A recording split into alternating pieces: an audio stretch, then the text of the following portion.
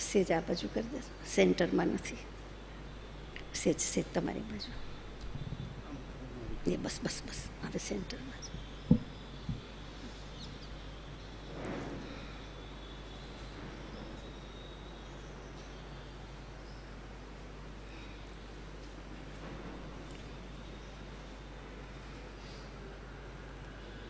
શ્રીમદ સદગુરુ રાજજી વિનય રે ભરનારા રે, વંદન વાર અપાર હો અમને ઉદ્ધાર નારા રે, પ્રભુ પરમ ઉપકારી રે, મહાદેવ્યા કુક્ષી રત્નમ શબ્દજિતવરાત્મજં રાજચંદ્રમહં વંદે તત્ત્વલોચનદાયકં મોક્ષમાર્ગસ્ય નેતારં વેત્તારં કર્મભૂવૃતાં જ્ઞાતારં વિશ્વતત્ત્વાનાં વંદે તદ્ગુણલબ્ધયે.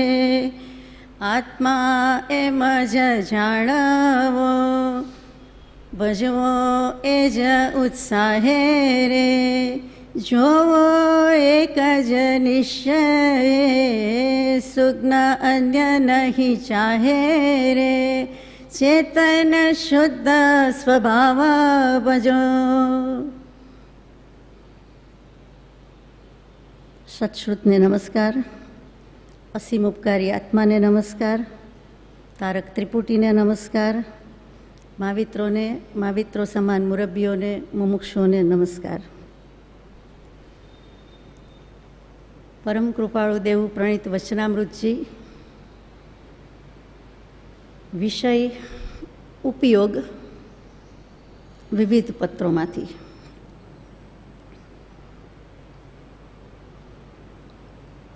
ઉપયોગ શબ્દ સાંભળતા વાગતો નથી, લાગતો નથી, વાપરીએ છીએ ઘણો, ઉપયોગનો ઉપયોગ ખબર છે, પણ ઉપયોગ શબ્દને સમ્યક પ્રકારે સમજ્યા નથી એવું લાગે.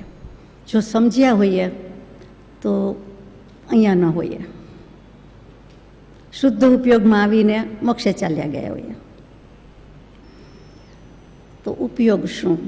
કેટલાક શબ્દ આપણા જીવનમાં, વ્યવહારમાં એવા છે કે એના પ્રત્યે આપણે ઘણી જ બેફિકરાઈ છે, લાપરવાહી છે, અસાવધાની છે.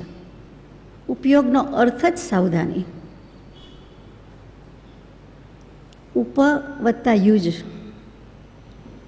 આમ બે શબ્દ અને આમ ત્રણ. ઉપ પ્રત્યય છે, ઉપસર્ગ છે, પાસે, લઘુ, સમીપ, શરૂઆતનું, આ બધા ઉપશબ્દના અર્થ થાય. અને યુજ એટલે જોડવું, જોતરવું, બાંધવું, વ્યવસ્થિત થવું.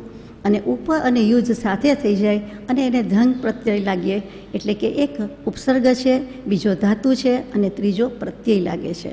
આ ત્રણ ખંડી ઇમારત એટલે આપણો ઉપયોગ. આ શબ્દથી આપણે સમજ્યા. પરમ કૃપાળુદેવે ઉપયોગ કેવી રીતે કીધો છે?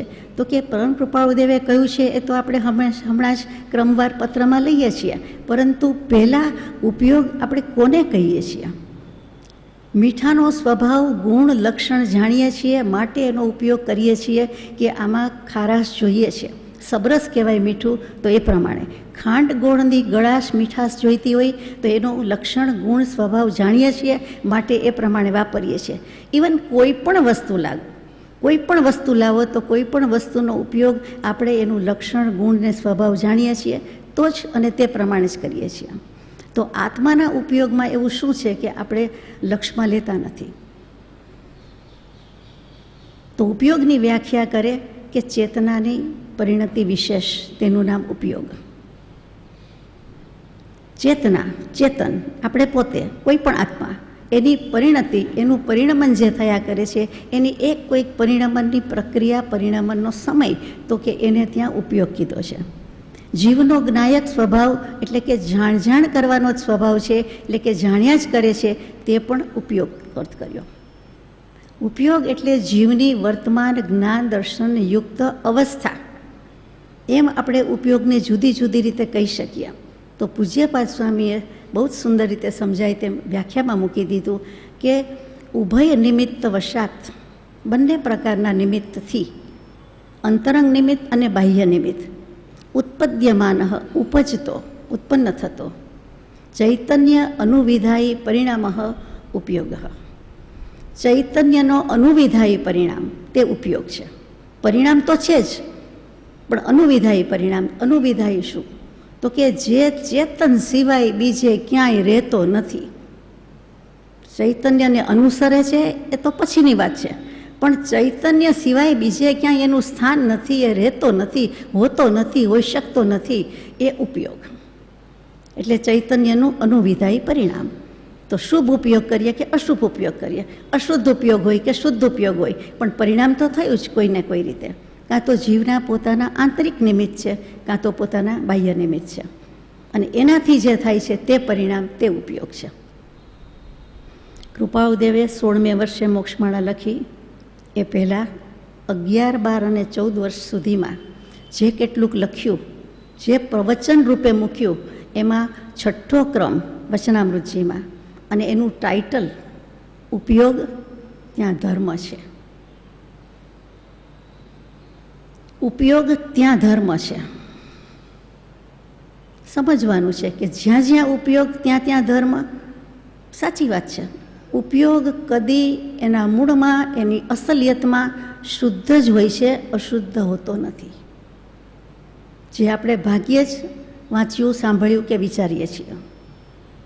ઉપયોગ ઉઠે છે એ ઓરિજિનલી, અસલિયતમાં, મૂળભૂત રીતે એ શુદ્ધ હોય છે, પણ આપણે વિધિન નો ટાઈમ એને હલબલાવી નાખીએ, ખડબડાવી નાખીએ, સારું નરસું કરીએ, શુભાશુભ કરીએ, નાનું મોટું કરીએ અને ગમતું અણગમતું કરીએ, એવા જે સર્ટિફિકેટ બહાર પડે છે એને કારણે ઉપયોગ ખડબડી જાય છે, હલબલી જાય છે, અશુદ્ધપણાને પામે છે અથવા શુભપણાને પામે છે.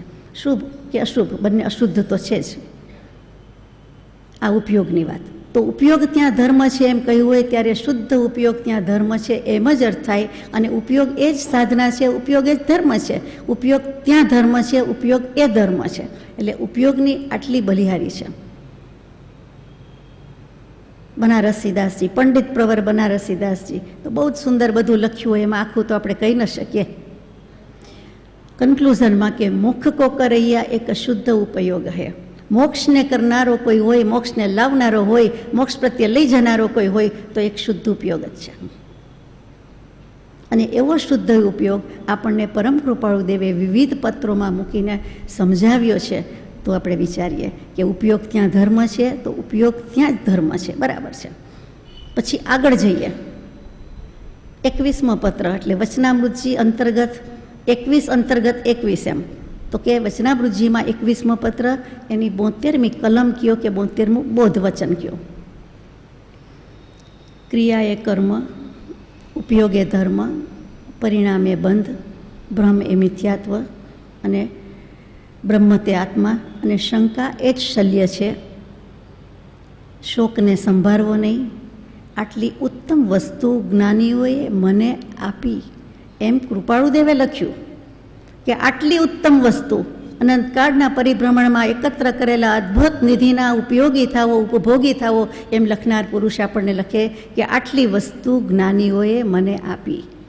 એમાં આપણે વધારે બધું નથી લેવું 6 બોલમાંથી, પણ ક્રિયા એ કર્મ એ પણ લેવું નથી, પરિણામે બંધ એ પણ લેવું નથી. લેવું છે શું?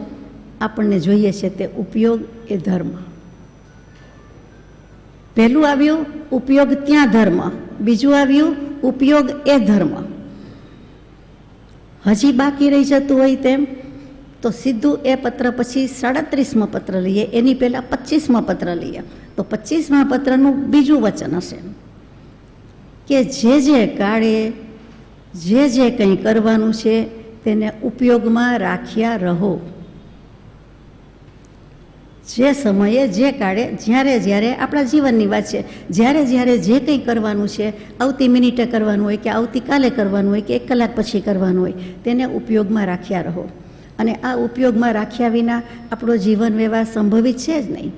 આટલા વાગ્યે જવાનું છે, આટલા વાગ્યે જમવાનું છે, આટલા વાગ્યે વાંચવાનું છે, અથવા તો આ કામ મારે પતાવવાનું છે એટલે પહેલાં અહીંયા જવું, પછી ત્યાં જવું, ત્યાં ન મળે તો અહીં જવું. એ બધી જે વિધિ ક્રિયા છે, પહેલાં આ બનાવી લઉં, પછી આ બનાવવું, પહેલાં આ કામ આટોપવું, પછી આ કામ આટોપવું, આ બધું ઉપયોગ વિના થાય છે. તો કે ઉપયોગમાં રાખ્યા રહો.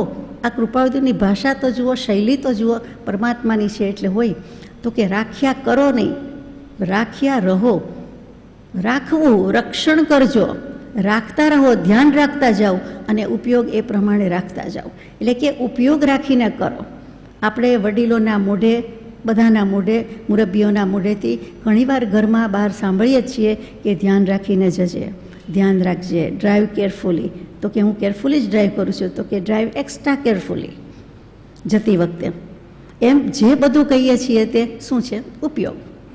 ધ્યાન રાખીને કરજે, દાઝી જતા નહીં રસોઈમાં, અથવા તો આ ઉપડશે નહીં, ક્યાંક કમરમાં ખટાકો આવી જશે, સ્પાઇનલ કોર્ડમાં પ્રોબ્લેમ થશે, હવે બધું ઊંચકવું નહીં, ધ્યાન રાખજો. એ ધ્યાન રાખજો, લક્ષ્ય રાખજો, ઉપયોગ રાખજો અને યત્ન રાખજો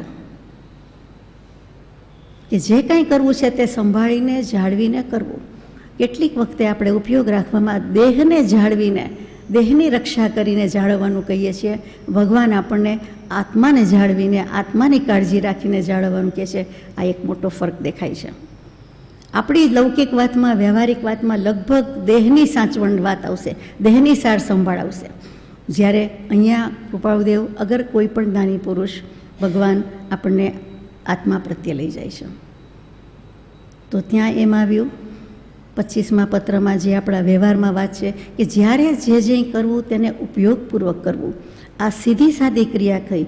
આત્માની ક્રિયામાં માળા તો કે ઉપયોગપૂર્વક કરવી, સામાયિક ઉપયોગપૂર્વક કરવી. કોઈ પણ ક્રિયા, સત્ક્રિયા સમજીને કરવી, ઉપયોગથી કરવી.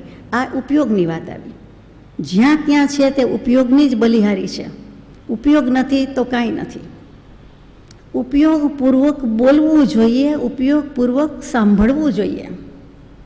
સાંભળે તો બધા છે, પણ શ્રવણ કેવું છે? પવનની લહેર જેવું છે. પણ મનનપૂર્વકનું હોય, ગ્રહણપૂર્વકનું શ્રવણ હોય તો કંઈક કામનું છે. એવી જ રીતે આ ઉપયોગની વાત છે. ત્યાર પછી આગળ જઈએ. પૂજ્ય શ્રી જુઠાભાઈને લખાયેલો બહુ જ જાણીતો પત્ર, આપને કદાચ આખો મુખપાઠ હશે, 37મો પત્ર. એમાં જુઠાભાઈને લખતા પહેલાં પોતાની શું દશા છે એમાં મૂક્યું છે, પોતાની સ્થિતિ વિશે લખ્યું છે કે જે પરમાણુ પૂર્વકાળે ભેગા કર્યા છે તેને હળવે હળવે આપી દઈને ઋણમુક્ત થવું છે. એ તેની એટલે કૃપાળુદેવની સદા સૌપયોગી, વાલી, શ્રેષ્ઠ, પરમ જિજ્ઞાસા છે. સદા સઉપયોગી, વાલી, શ્રેષ્ઠ, પરમ જિજ્ઞાસા. સઉપયોગી એ ઉપયોગપૂર્વક બોલે છે, ઉપયોગપૂર્વક વર્તે છે, એ ઉપયોગના ભાનપૂર્વક કહે છે કે સદા સઉપયોગી. ઉપયોગ તો જીવ માત્રનું લક્ષણ છે, એટલે કોઈ પણ જીવને ઉપયોગ છે. નિગોદ નહીં છે, દેવલોકમાં છે, નરક ગતિમાં છે. જીવ કયો? લિવિંગ બિંગ કીધું એટલે એને ઉપયોગ તો હોય અને હોય જ. જીવ અને અજીવ, લિવિંગ અને નોન લિવિંગ, જળ અને ચેતન જો જુદા પડતા હોય તો ઉપયોગના લક્ષણથી જુદા પડે છે. કેમ કે જળને જળ ભાવ છે, ચેતનને ચેતન ભાવ છે. ભાવથી જુદા પડતા નથી, ઉપયોગ લક્ષણથી જુદા પડે છે. ઉપયોગો લક્ષણમ મોક્ષશાસ્ત્રમાં, તત્વાર્થ સૂત્રમાં શરૂઆતમાં જ કહી દીધું. તો ઉપયોગ એ જીવનું લક્ષણ છે, અજીવનો નથી. અજીવને ભાવ છે, જળ વસ્તુને ભાવ છે, પણ એને ઉપયોગ નથી. તો આપણે વાત કરતા હતા કે સઉપયોગી, વાલી, શ્રેષ્ઠ, પરમ જિજ્ઞાસા, કે આ કાળે પરિભ્રમણ કરાયું તે કરાયું. હવે એના પ્રત્યાખ્યાન લઈએ તો લઈ શકાય, અને પ્રભુએ પાડ્યું, પ્રતિજ્ઞા પણ પાડ્યું છે. તો એની વાત કરીએ છીએ. પછી એ જ પત્રમાં જુઠાભાઈને જે કહ્યું તે, જે આપણને કહ્યા બરોબર છે કે આત્મભાવમાં સઘળું રાખજો, ધર્મ ધ્યાનમાં ઉપયોગ રાખજો. જો આત્મભાવમાં સઘળું રાખજો, આત્મ સ્વભાવમાં કોઈ વિકલ્પ નથી, એમાં સઘળું રાખજો. સ્વભાવના ફલકમાં સમસ્ત સૃષ્ટિ તરે છે, સ્વભાવના ફલકમાં. આ નિયમસારનો સાર કહું તો ખોટું નથી. તો તો કે સ્વભાવના ફલકમાં જ જે થાય છે તે થાય છે. તો આત્મ સ્વભાવ કહી દીધો, તે આત્મભાવમાં સઘળું રાખજો, રાખજો, રક્ષણ કરજો, રાખી મૂકજો નહીં પણ રક્ષણ કરજો.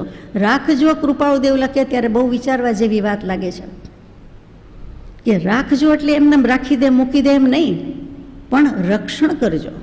અમારા વચન પણ તમને રક્ષક રૂપ છે. અમે તો બીજા મહાવીર છીએ કૃપાળુદેવ કહે, પણ અમારા વચન પણ પરમ બંધવ રૂપ છે.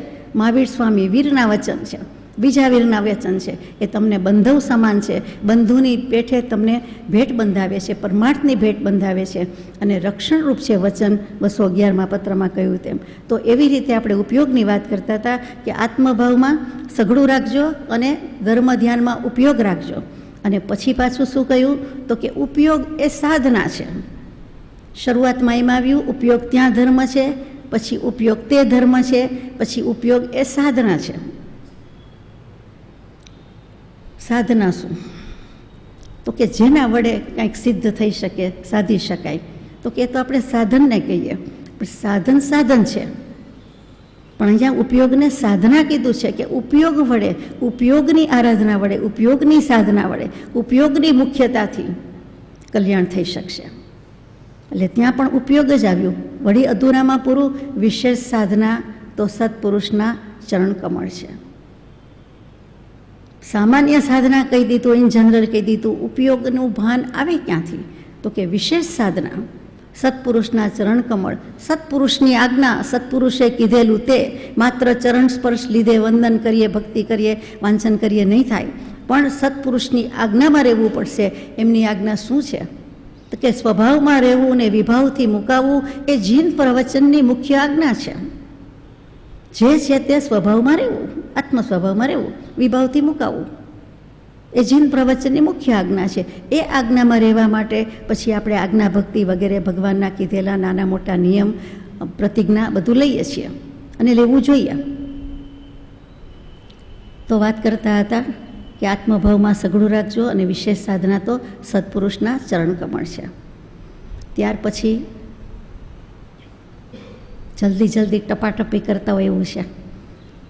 105મો પત્ર, મહાવીરના બોધને પાત્ર કોણ? એમાં 10 બોલ મૂક્યા. ખંભાતના શ્રી ત્રિભુવનભાઈ બોમ્બે પહોંચ્યા છે અને કાંઈ મેસેજ, સંદેશો અંબાલાલભાઈને કહેવાનો છે, અથવા તો અમને કાંઈ લખી આપશો, કહી આપશો, અથવા હું શું લઈ જાઉં, પ્રસાદી આપો. કૃપાળુદેવને યથાયોગ્ય લાગ્યું હોય તો જ આપે, નહીં તો ના આપે. એટલે કૃપાળુદેવે 10 બોલ લખી આપ્યા, જે વચનામૃતજીમાં છપાયા છે 105મા નંબરના પત્ર રૂપે, અને કહ્યું કે તમે અંબાલાલભાઈને આપશો અને તમે બધા ખંભાતનું ગ્રુપ વિચારણા કરશો. એટલે લાવનાર ત્રિભુવનભાઈ એ દાવો એમ કહી શકે કે મને લખી આપ્યા. એમણે અંબાલાલભાઈને આપવાનું છે એટલે અંબાલાલભાઈને એમ થાય કે મને લખી આપ્યા, મને મોકલી આપ્યા. આખા ગ્રુપને એમ થાય આપણી જેમ કે એકનું ન કહેવાય, સૌનું કહેવાય. એટલે અમને પણ આ ભગવાને પ્રસાદી મોકલી છે, એટલે વેચીને ખાવાની, ત્રેવડ હોય તે વેચે અને એ પ્રમાણે કરે. તો મહાવીરના બોધને પાત્ર કોણ? એમાં 2 બોલ, 5મો 6ઠ્ઠો કેવો કંઈ આવે છે. એમાં એક છે કે સ્વદોષ દેખે ત્યારે તેને છેદવાનો ઉપયોગ રાખનાર. સ્વદોષ છેદે ત્યારે, સ્વદોષ દેખે ત્યારે. વાંધો ક્યાં છે? સ્વદોષ દેખાતા જ નથી. લગભગ આંગળી આમ જ થાય, અંગુલી નિર્દેશ સામે જ દેખાય, ક્યાંય પણ સામે જ થાય. પણ ડોન્ટ ફર્ગેટ કે બીજી 3-4 આંગળી આપણા તરફ છે.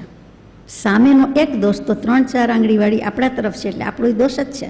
એ જેવો સ્વદોષ દેખ્યો, બીજાનો દોષ દેખ્યો ત્યારે તરત જ મારો દોષ શું, હું આમાં ક્યાં ચૂક્યો, હું આમાં ક્યાં ભૂલું છું, એ વિચાર આવે જ આવે. વિચાર આવે ત્યાં સુધી વાંધો નથી, પણ પછી છેદતા નથી. છેદવાનો ઉપયોગ રાખવો કે હવે આ દોષ કાઢી નાખવો છે, બીજી વાર લાગે નહીં, બીજી વાર આ ભૂલ મારાથી થવી ન જોઈએ, બીજી વાર આવો દોષ, આવો પાપ, આવું દૂષણ મારા મનને શોભે નહીં. આપણો આત્મા અનંત ચતુષ્ટયનો સ્વામી, અનંત શક્તિમાન, અને એના ચમત્કારની કોઈ સીમા નથી. આખા જગતમાં એક ચમત્કારી તત્વ આત્મા જ છે, અને આત્મા જેવો કોઈ દેવ નથી. અને એનો ઉપયોગ કેવો હોવો જોઈએ? એની બદલે દોષ દેખાય તો દેખાય, પણ બીજાના દેખતા મારા દેખાયા અને એને છેદી નાખવું, એટલે હવે એમાં ઉપયોગ રાખવાની વાત આવી. એના પછી તરત જ લખ્યું ઉપયોગથી એક પળ પણ ભરનાર. ભરનાર શું? ઉપયોગથી એક પળ પણ ભરનાર. એટલે આપણે કહીએ ને, એકવાર તો કરી જો, સેજ તો ચાખી જો જીભ ઉપર, એક વખત તો કરી જો કે ખબર પડે કે આવડે છે કે નહીં, ગમે છે કે નહીં, ભાવે છે કે નહીં. એક વખત તો ભણી જો, કે એક વખત તો લખી જો કે આવડ્યું કે નહીં. તો એમ જ ભગવાન કહે છે કે એક વખત એવો ઉપયોગ કે એના ઉપર આપણી છાપ, કે આ ઉપયોગ મારો એટલે મારા આત્માનો, હું મારા આત્મ ઉપયોગમાં રહ્યો, વસ્યો, જે કયો તે. શુદ્ધ તો અશુદ્ધ તો છે જ, થયા જ કરે છે. શુભાશુભ ઉપયોગ તો છે જ, આપણું લક્ષણ છે. એટલે પણ હું શુદ્ધમાં રહી જાઉં, એના ઉપર આપણી મોર, કે મેં સ્ટેમ્પિંગ કર્યું, કે તમે કર્યું, કે આપણે કર્યું, કે ચાલો આ સમય, આ ઉપયોગ, આ શુદ્ધ ઉપયોગ મારો. તો કે ઉપયોગથી એક પળ પણ ભરનાર. બીજું શું? તો કે કાંઈ પણ ભરવું, ખાડો ખોદેલો હોય તો પૂરી દેવો, એવી રીતે કાંઈ પણ વસ્તુ ખાલી હોય તો ભરવું. પૂરણપોળી બનાવે તો પૂરણ ભરે, કચોરી બનાવે તો એમાં વસ્તુ ભરે, એવી રીતે કાંઈ પણ ભરે, to fill it up with something.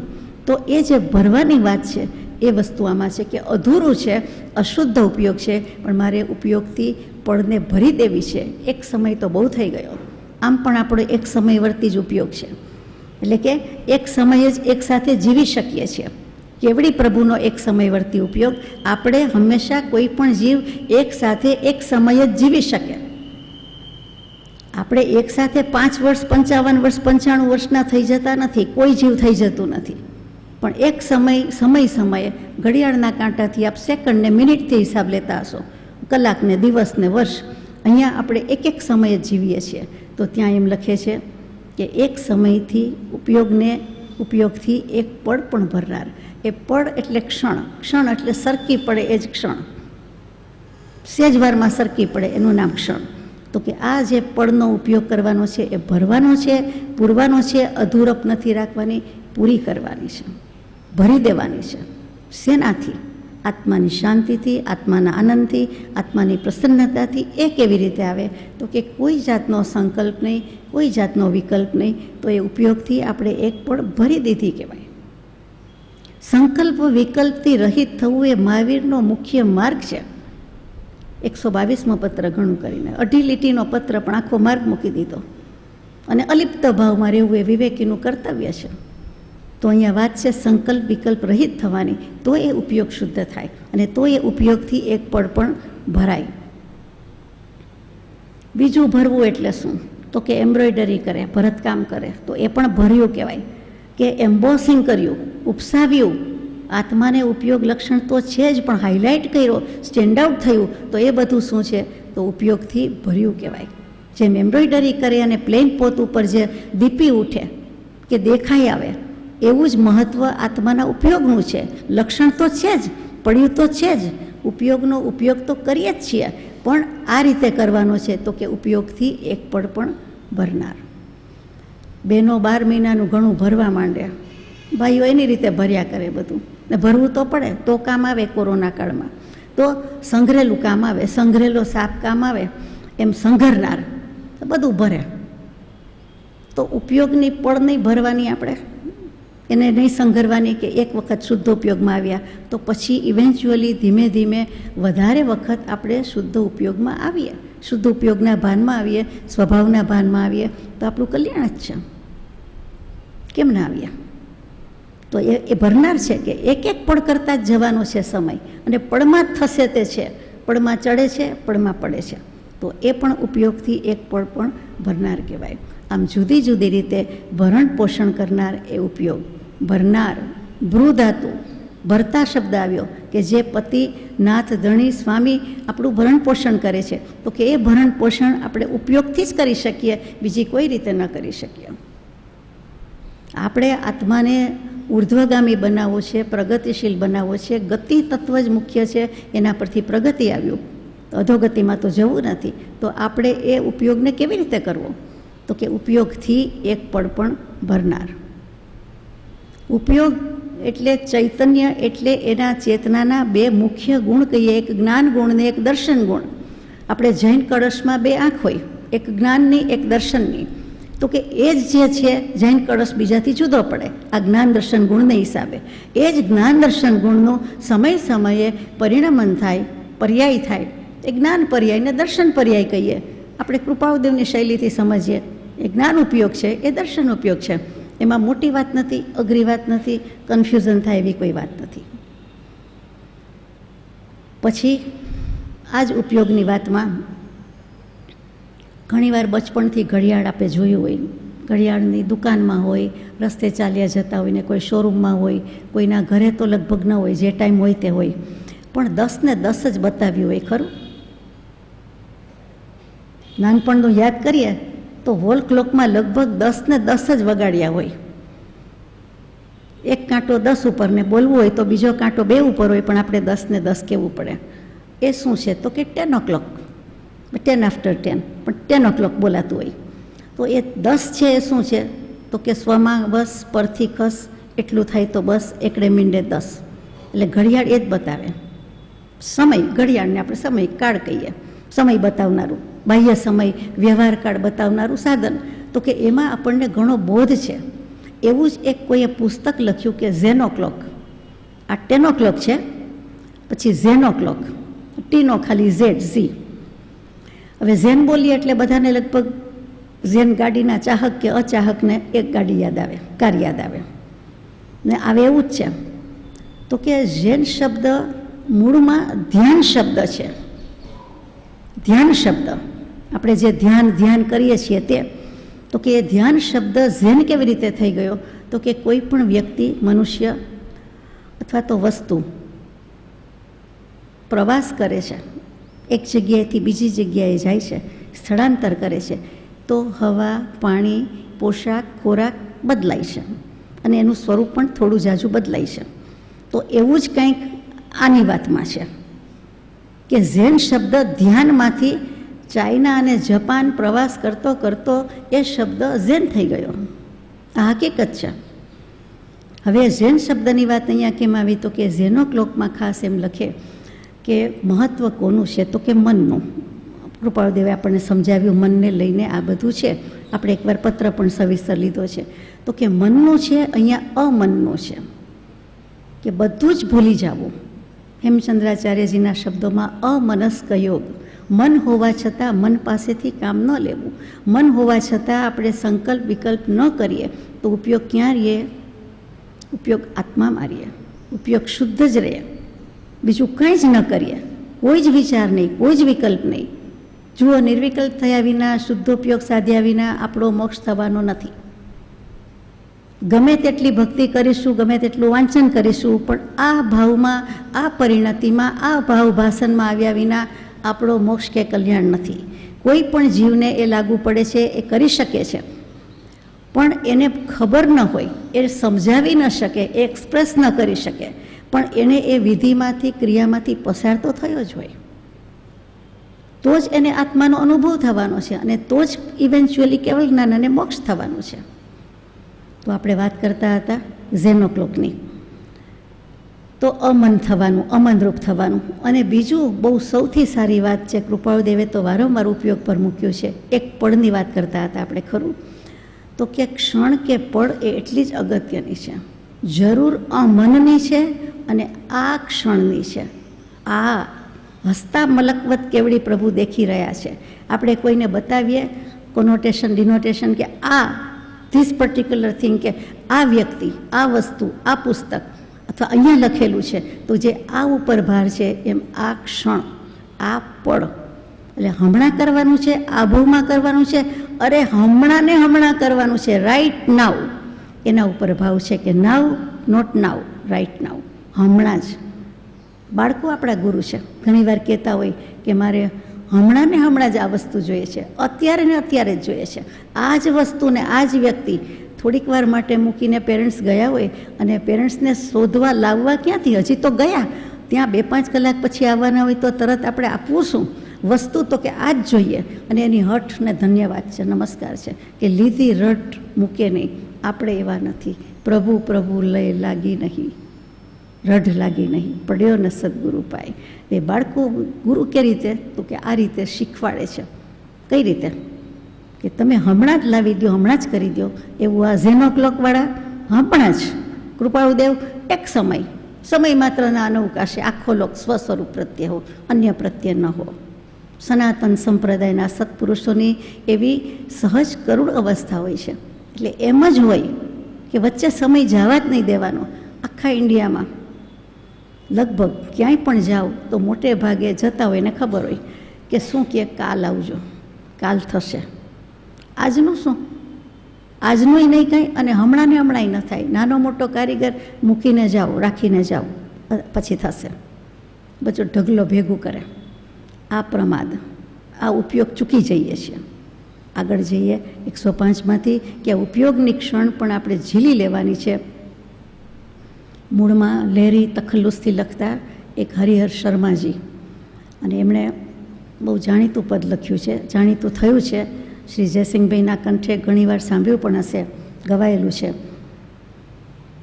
જીવનની આ પળણ મોલ, શાસ્ત્ર કહે છે વગાડી ઢોલ, એકવાર તો પ્રેમેથી બોલ, સહજાત્મ સ્વરૂપ પરમ ગુરુ, સહજાત્મ સ્વરૂપ પરમ ગુરુ, સહજાત્મ સ્વરૂપ પરમ ગુરુ.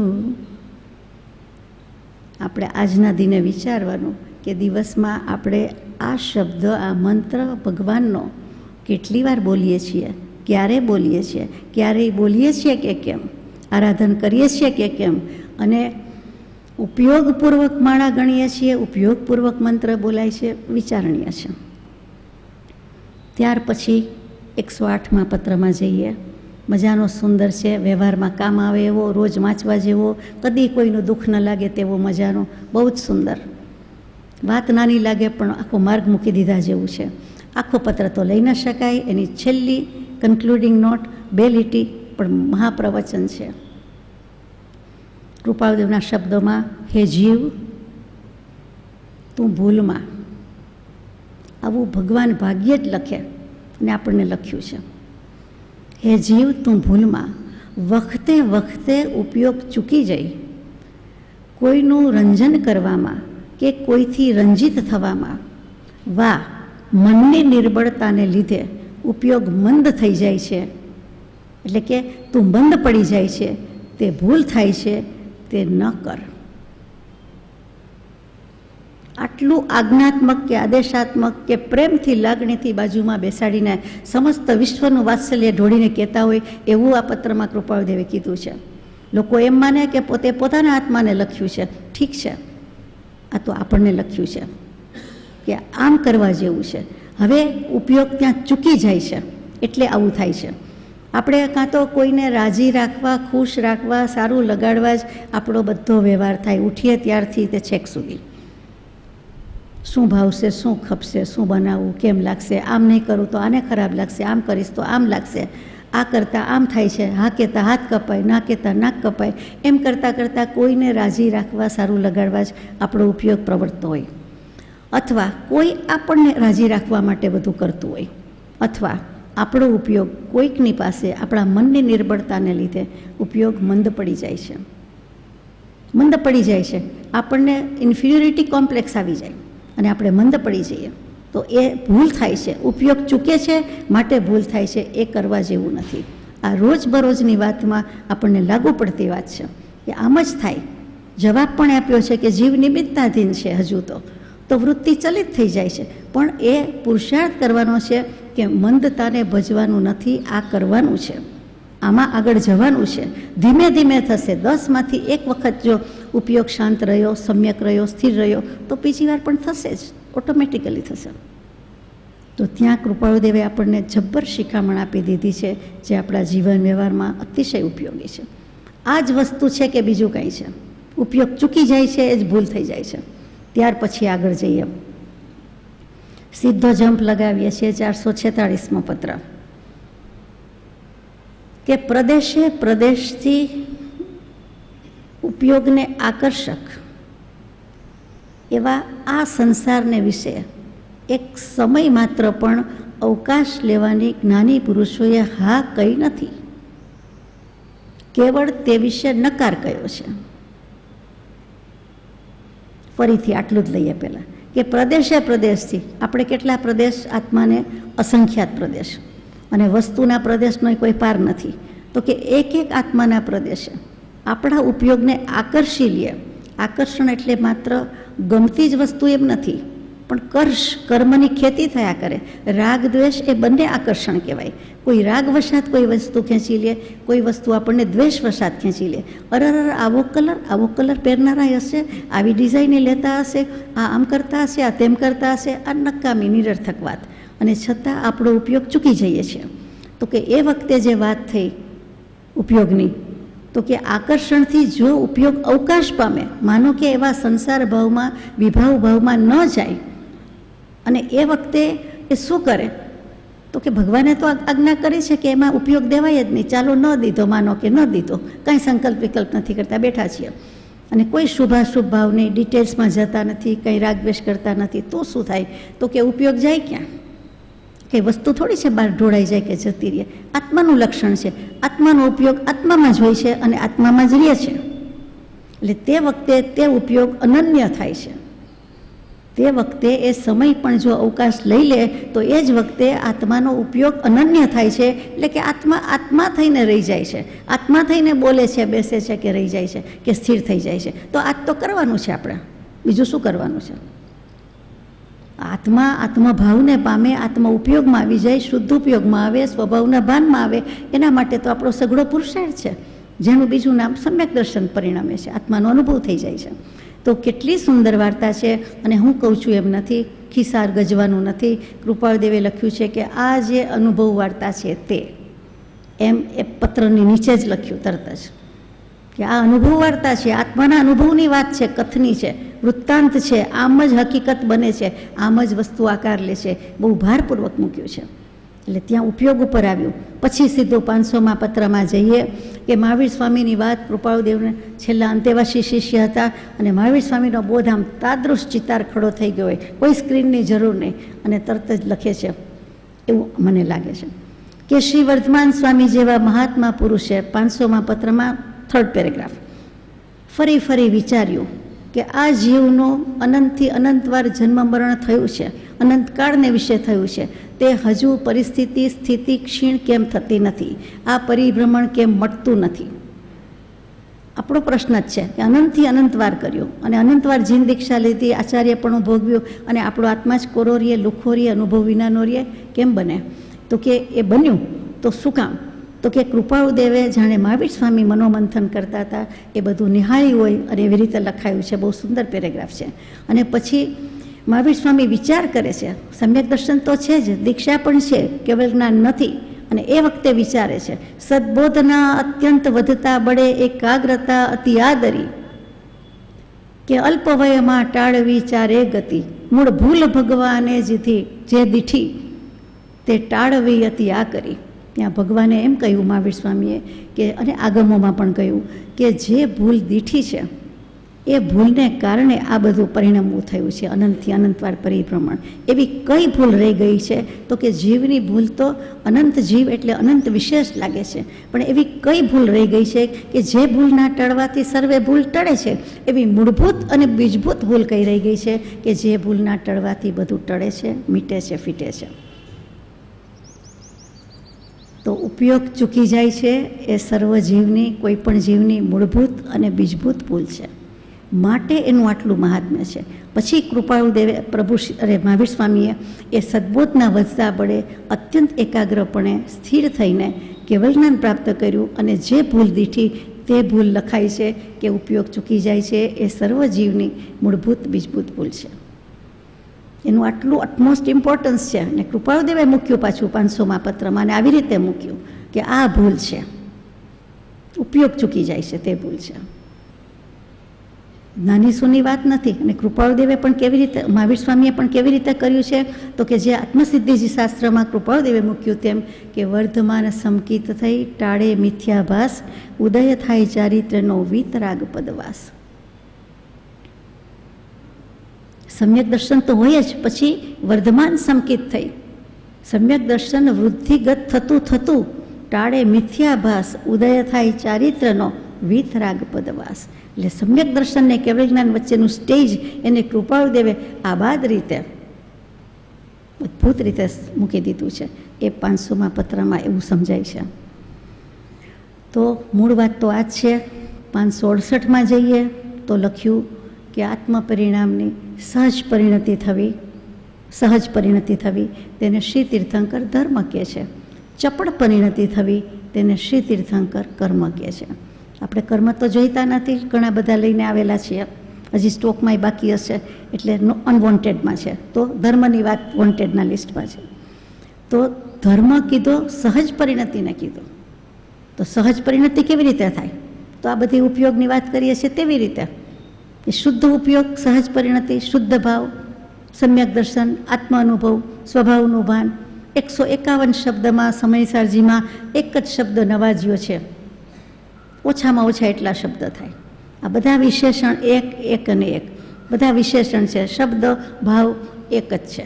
સમ્યક દર્શન, સંકેત, ભાવભાષણ, અનુભવપૂર્વકનું સંકેત, નિશ્ચય, સમ્યક દર્શન, આ જ ભાવ છે.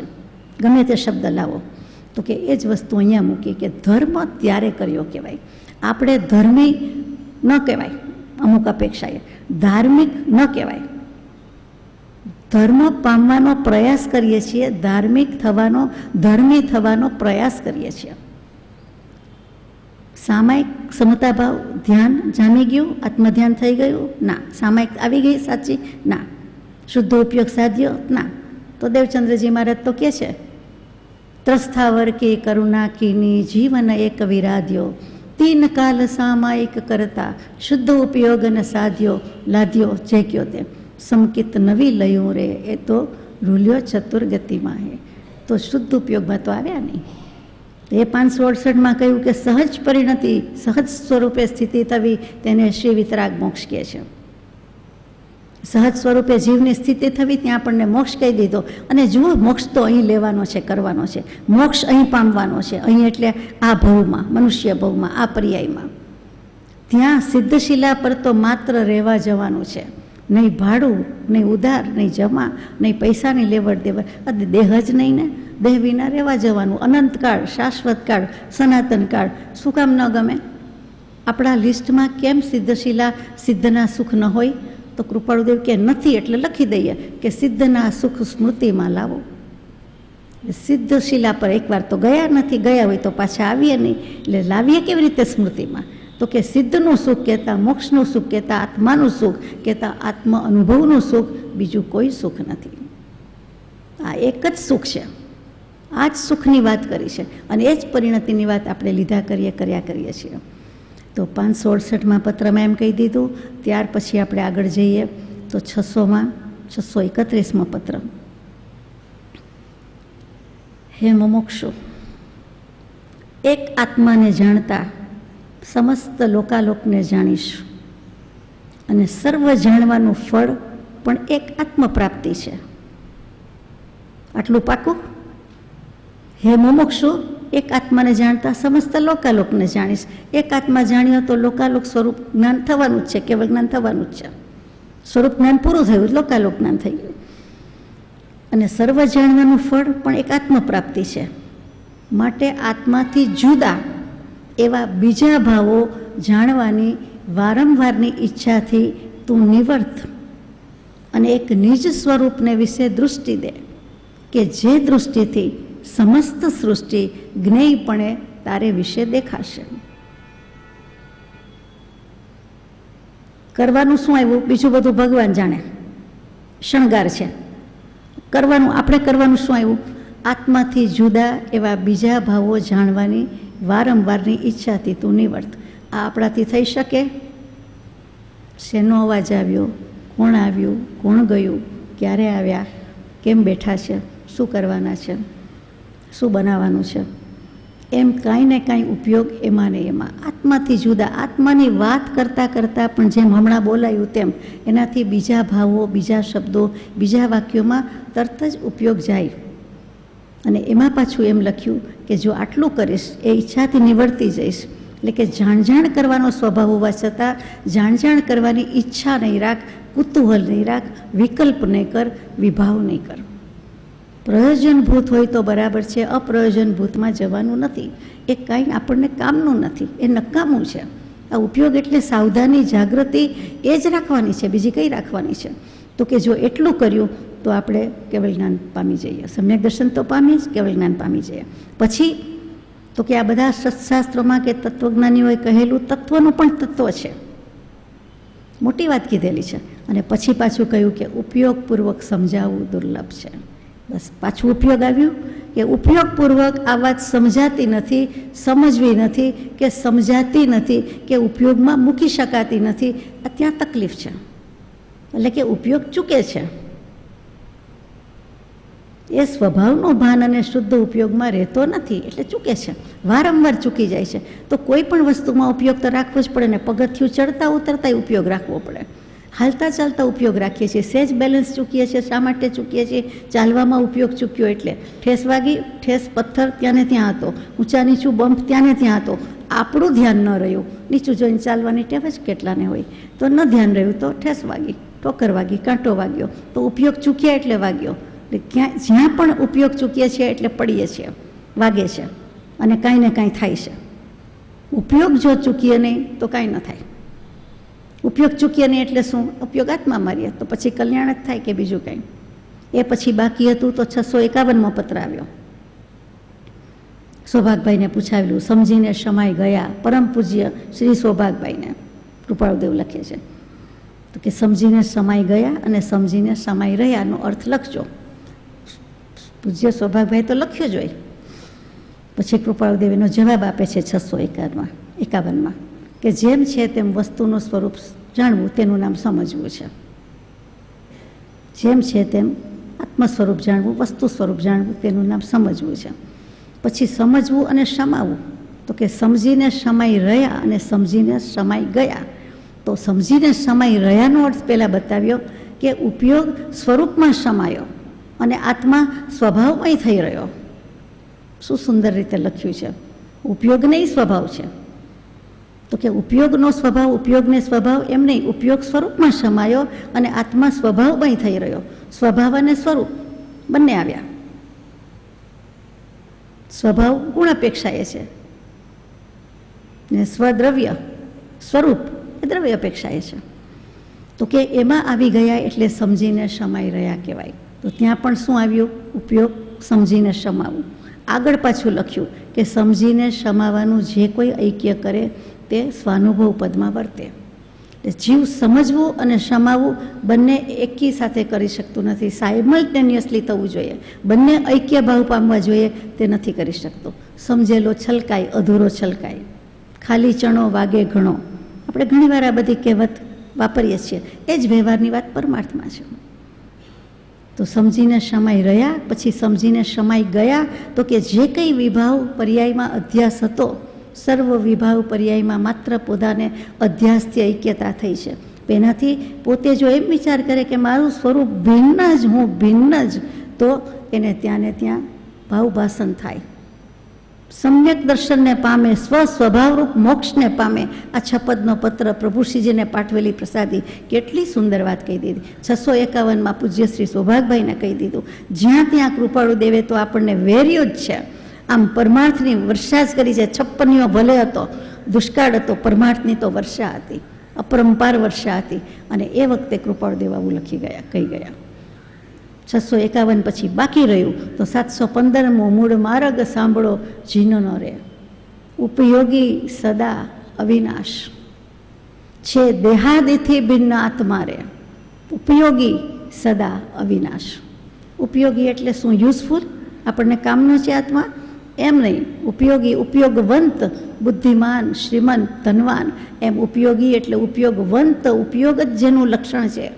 અને એવો કયો છે તો કે આત્મા જો દેહાદિથી ભિન્ન આત્મા ગણે તો ત્યાં ને ત્યાં એ શુદ્ધ ઉપયોગી થઈ જાય. ત્યાં ને ત્યાં જ પરિણતિ. એમાં એક સમયની રાહ જોવાની નથી, પણ દેહાદિથી ભિન્ન જાણે તો. વાંચી લીધે, ગાઈ લીધે, બોલી લીધે નહીં, એમ જાણે સદગુરુ ઉપદેશથી રહે. કયું જ્ઞાન તેનું નામ ખાસ ચિહ્નનો રહે.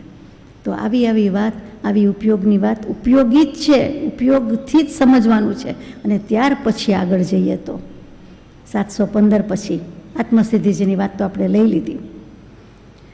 735મો પત્ર, એને પણ બાજુ પર રાખીએ, જમ્પ લગાવીએ. 766 85 કાંઈ અને 767. તો એમાં પણ લખ્યું કે ઉપયોગ લક્ષણ છે. ઉપયોગના 2 પ્રકાર છે, 16મો બોલ અને 40મો બોલ. પંચાસ્તિકાઈમાં, એટલે કે 766માં પત્રમાં.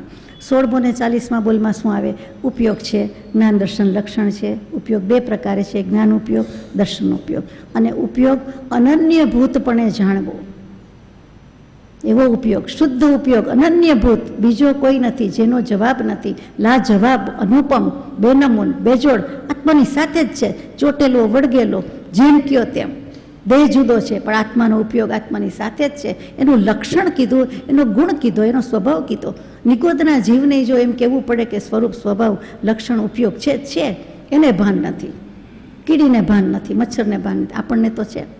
આપણને પ્રભુ કૃપાએ, ગુરુ કૃપાએ આટલું કંઈક એના સન્મુખ થવા જઈએ છીએ આપણે, એટલે કંઈક શબ્દની ખબર છે. ઉપલક તો ઉપલક, ઉપયોગને બે રીતે કહેવાય ને, અંતરસ્થલ ને બહિર્સ્થલ. તો જે અંતઃસ્થલ છે એ દર્શન ઉપયોગ છે, બહિર્સ્થલ છે એ જ્ઞાન ઉપયોગ છે. ફરીથી કહું, આપણે કંઈક જોઈએ છીએ, જાણીએ છીએ તો એઝ એ હોલ ગ્રાસ પાવે છે, એ મહાસત્તા કહીએ છીએ, એ દર્શન ઉપયોગ છે. કે બસ હોલમાં આવ્યા એટલે હોલ છે, ભગવાન છે, પગે લાગ્યા ન લાગ્યા, નમસ્કાર કર્યા, બેઠા, બસ ખુરશી છે, બેસી ગયા. કોઈ જાતનો વિકલ્પ નથી. કેટલા માણસો છે, કોણ આવ્યું છે, કેટલા ભાઈઓ છે, માઇક ક્યાં છે, પુસ્તક ક્યાં છે, કોઈ એટલે કોઈ નહીં. ગરમી થાય છે, નથી થતી, બારી છે, પંખો છે, કાંઈ જ વિકલ્પ નથી, બસ એમ જ બેઠા. તો ત્યાં સુધી આપણને દર્શન ઉપયોગ જ છે, મહાસત્તામાં સ્થિતિ છે. જો એ વખતે કોઈ જ સંકલ્પ વિકલ્પ ન કરીએ, કોઈ જ ગમાણ ન કરીએ, કોઈ જ ડિટેલ્સમાં ન જઈએ, કોઈ જ ગમાણમાં રતિ અરતિ ભાવમાં ક્યાંય સેજે ન જઈએ કે આ ખુરશી સારી છે કે ફાવે છે, એટલું પણ નહીં, કાંઈ જ નહીં, તો આત્મા ક્યાં રહીએ? એના ઉપયોગમાં રહીએ, એના સ્વભાવમાં રહીએ. એ સ્થિતિ કરી જાય તો તું છો મોક્ષ સ્વરૂપ. તો આત્મા છીએ, મનુષ્ય છીએ, અને ભગવાનનું આશીર્વચન છે કે તું છો મોક્ષ સ્વરૂપ. માનને બેટા, માનવામાં શું વાંધો છે?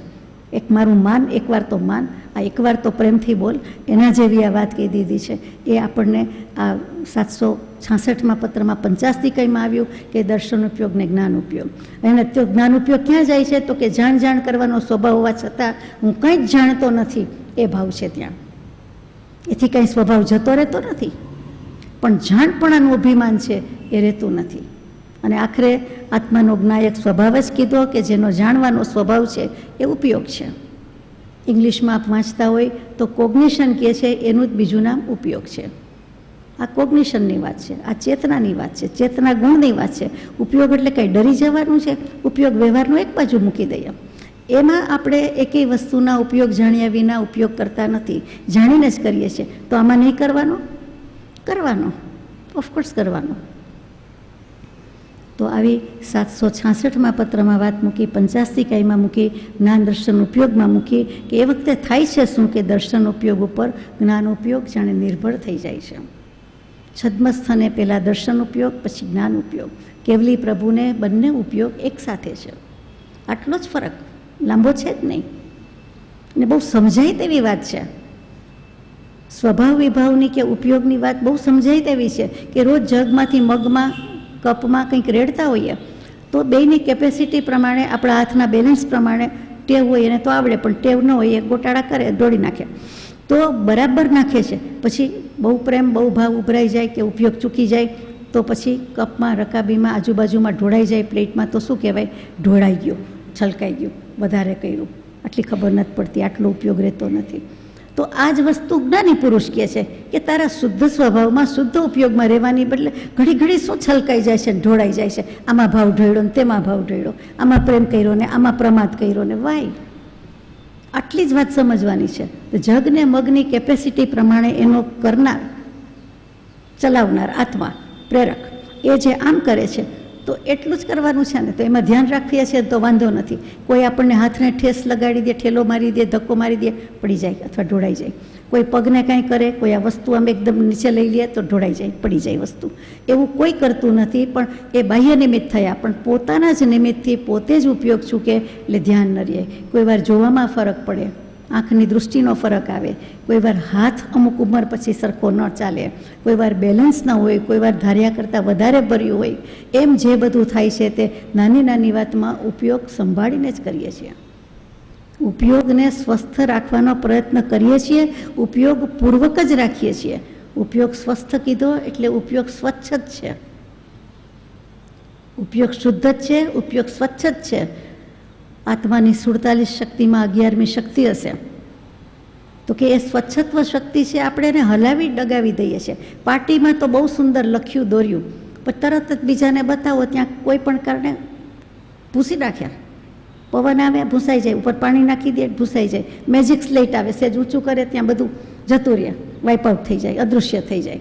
તો શું કામ કરવું જોઈએ એવું? તો કે ઉપયોગને આપણે હલબલાવો કે ખળબળાવો શા માટે જોઈએ? તે પછી મોરબીના ન્યાયાધીશ પરમ પૂજ્ય શ્રી ધારશીભાઈ એમને પત્ર લખ્યો 735 કે વિષમ ભાવના બળવાન નિમિત્ત પ્રાપ્ત થયે છતે જે જ્ઞાની પુરુષ અવિષમ ભાવે વર્તે છે અને ભાવિ કાળમાં વર્તે તે જ્ઞાની પુરુષોને નમસ્કાર, વારંવાર નમસ્કાર.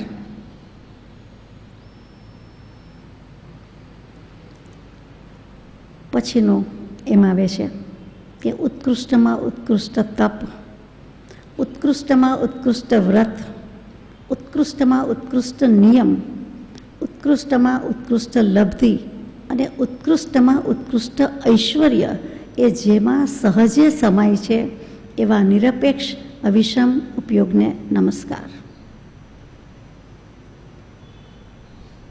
નિરપેક્ષ અવિષમ ઉપયોગને નમસ્કાર. ઉપયોગની જ વાત છે એટલે અનુસંધાનમાં લીધી છે. અને પછી બાકી હતું તો એ જ ધ્યાન. પત્ર પૂરો થાય છે.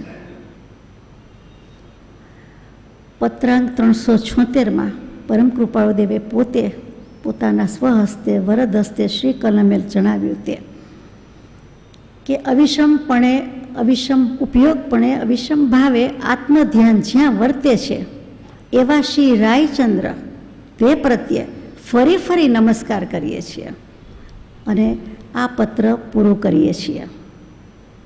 376માં છેલ્લે લખ્યું.